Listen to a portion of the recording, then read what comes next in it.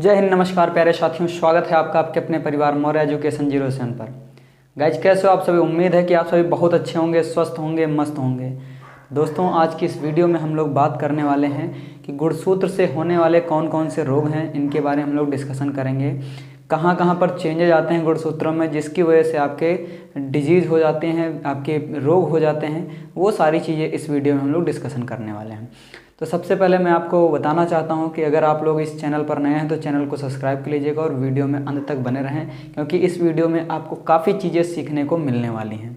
तो चलिए विलंब ना करते हैं और वीडियो की शुरुआत करते हैं। चलिए आइए देखते हैं यहाँ पर दोस्तों कि गुणसूत्र संबंधी रोग कौन कौन से हो जाते हैं। ठीक है, तो इससे पहले हम लोग गुणसूत्र के बारे में पूरी तरीके से अच्छे तरीके से अध्ययन कर चुके हैं, सारी चीज़ें हम लोगों ने पढ़ रखी हैं। आज हमें पढ़ना है गुणसूत्र संबंधी रोग कौन कौन से होते हैं। सबसे पहले हम लोग बात करते हैं कि गुणसूत्र संबंधी मैं अगर बात करूं तो मुख्य रूप से कितने रोग पाए जाते हैं। तो बहुत सारे रोग होते हैं गुणसूत्रों से संबंधित, लेकिन अगर मैं बात करूंगा तो 3 आपके मुख्य रोग होते हैं। कौन कौन से 3 रोग होते हैं? सबसे पहला आपका होता है टर्नर सिंड्रोम। कौन सा होता है? पहला रोग है आपका टर्नर सिंड्रोम।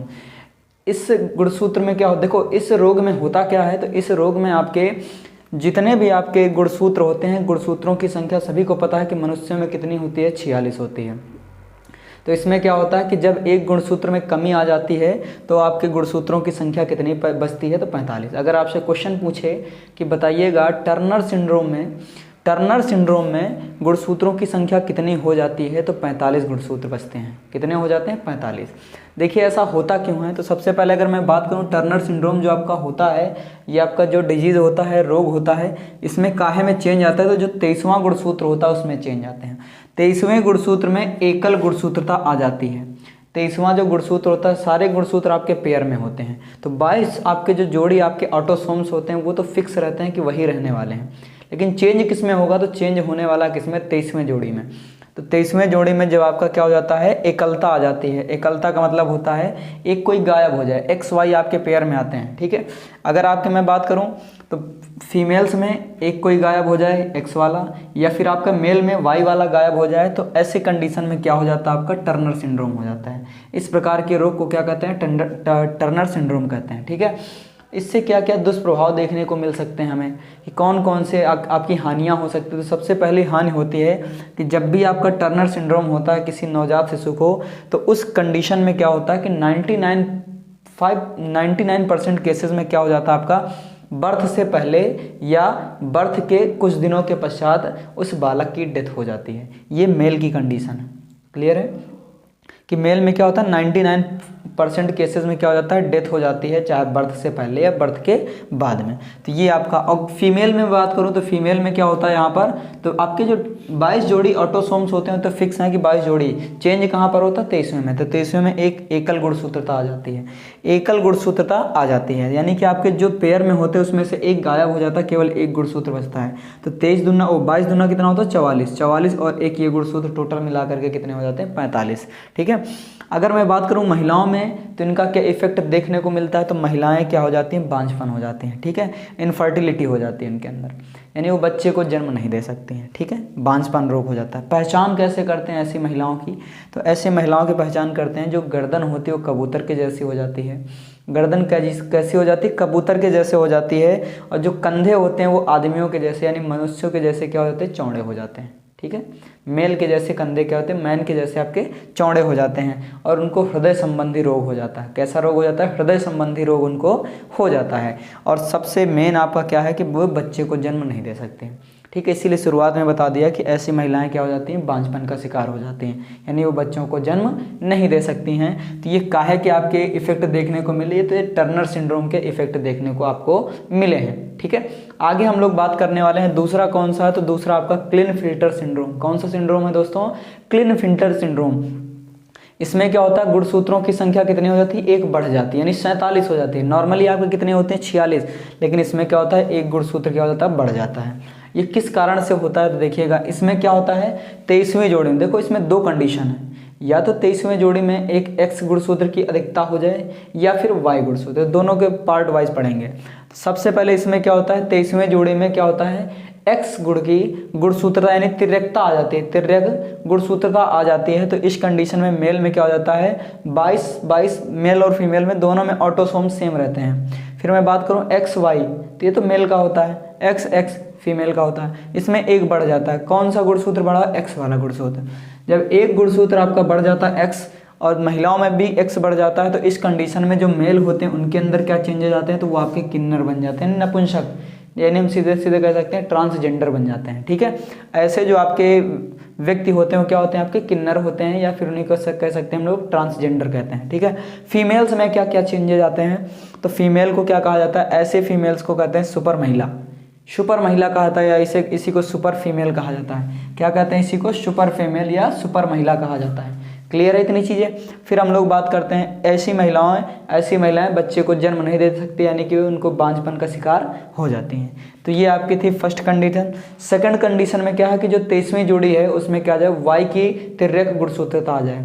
क्या आ जाए? वाई की तिर्यक गुणसूत्रता आ जाए। 23वें गुणसूत्र पर वाई की तिर्यक गुणसूत्रता आ जाती है। इस कंडीशन में क्या होता है? आपका जो मेल है, मेल में आपके 22 ऑटोसोम फिक्स हैं, एक्स वाई फिक्स है, वाई गुणसूत्र बढ़ जाता है। वहीं यहाँ पर फीमेल्स में 22 ऑटोसोम फिक्स हैं, एक्स एक्स फिक्स है, एक और आपका क्या आ जाएगा? वाई आपका एक गुणसूत्र और बढ़ जाता है। तो इस कंडीशन में जो मेल है यानी पुरुष हैं वो क्या हो जाते हैं? नपुंसक हो जाते हैं, और महिलाएं क्या हो जाती हैं? आपके बांझपन का शिकार, यानी कि इनफर्टिलिटी का शिकार हो जाती है। ठीक है, बांझपन यानी, ठीक है, इतनी चीज़ें आपको क्लियर हो गई कि आपकी अभी एक और बचा हुआ आपका कौन सा है? तो वो आपका बचा हुआ है आपका डाउन सिंड्रोम आपका बचा हुआ है। ठीक है, चलिए आगे उसको भी हम लोग डिस्कशन कर लेते हैं। रोग के बारे में पढ़ते हैं, कौन सा? तीसरा, डाउन सिंड्रोम के बारे में अच्छे से पढ़ लेते हैं, सारी चीज़ें डिटेल में कवर करते हैं। चलिए देखते हैं यहाँ पर। तो डाउन सिंड्रोम में होता क्या है कि इसमें क्या होते हैं कि इसमें गुणसूत्रों की संख्या कितनी हो जाती है? तो 47 हो जाती है। कितनी हो जाती है? 47। इसमें जो आपके गुणसूत्र हैं उनके नंबर्स कितने पहुंच जाते हैं? तो अभी नॉर्मली आपके 46 होते हैं, 47 हो जाते हैं।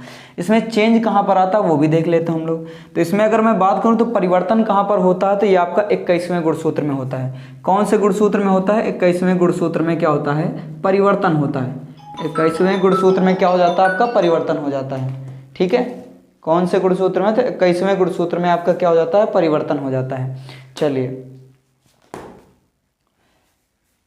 21वें गुणसूत्र में परिवर्तन हो जाता है। चलिए अब देख लेते हैं क्या परिवर्तन होता है। तो आपको याद रखना, मेल और फीमेल में, मेल में आपके जो शुरुआत के 20 ऑटोसोम्स होते हैं वो फिक्स होते हैं। फीमेल में भी आपके जो 20 ऑटोसोम्स हैं वो फिक्स रहेंगे। 21 जो आपका ऑटोसोम होता है उसमें क्या होता है? एक गुणसूत्र एक्स्ट्रा हो जाता है। कौन सा होता है? एक्स एक्स, दोनों में क्या हो जाता है? एक्स्ट्रा हो जाता है। बाकी आपका 22 ऑटोसोम्स वही रहने वाला है, 22 नंबर का जो ऑटोसोम्स है वही रहने वाला है। फिर आपका जो लास्ट आता है जो डिसाइड करता है कि मेल होगा कि फीमेल, तो एक्स वाई और एक्स एक्स ये हो जाता है। एक्स वाई डिसाइड करता है कि मेल होगा और एक्स वाई डिसाइड करता है कि फीमेल होगा। चलिए ठीक है, तो इसमें हम लोग बात कर लेते हैं बीमारी कौन सी है। तो बीमारी को याद रखना है कौन सी है? मानसिक रोग हो जाता है। कौन सी बीमारी हो जाती है? मानसिक रोग, या इसी को हम लोग अल्जाइमर्स के नाम से जानते हैं, या इसी को कहा जाता है न्यूरोलॉजिस्टिक डिसऑर्डर भी कहा जाता है। तो ये बीमारी हो जाती है कौन से सिंड्रोम में? तो डाउन सिंड्रोम में। संख्या कितनी हो जाती है? 47 हो जाती है। कौन सा ऐसा गुणसूत्र होता है जो प्रभावित होता है? तो 21वें नंबर का गुणसूत्र क्या हो जाता है? प्रभावित हो जाता है। क्लियर है? तो ये पूरी कहानी थी किससे?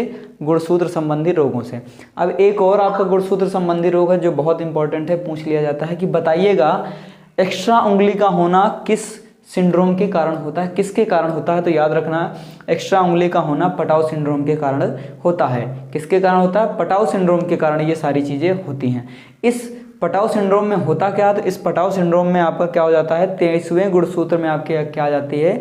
कमी आ जाती है। वही आपका जो कमी कह सकते हैं, प्रभावित कह सकते हैं। 23वां जो आपका गुणसूत्र होता है वो क्या हो जाता है? प्रभावित हो जाता है, जिसकी वजह से इंसान में क्या होता है? एक उंगली एक्स्ट्रा हो जाती है। ठीक है, तो जो एक्स्ट्रा उंगली का होना वो कौन से सिंड्रोम के कारण होता है? तो ये आपका एक गुणसूत्र संबंधी आपका एक रोग है जो आपका 23वें गुणसूत्र, आपका जो 13वां गुणसूत्र होता है उसमें प्रभावित होता है, जिसे हम लोग क्या कहते हैं? पटाव सिंड्रोम कहते हैं। ठीक है, याद रखने का तरीका है तेरे को पटाऊं। याद रखना, तेरे को पटाऊं, ये इसकी ट्रिक हो गई।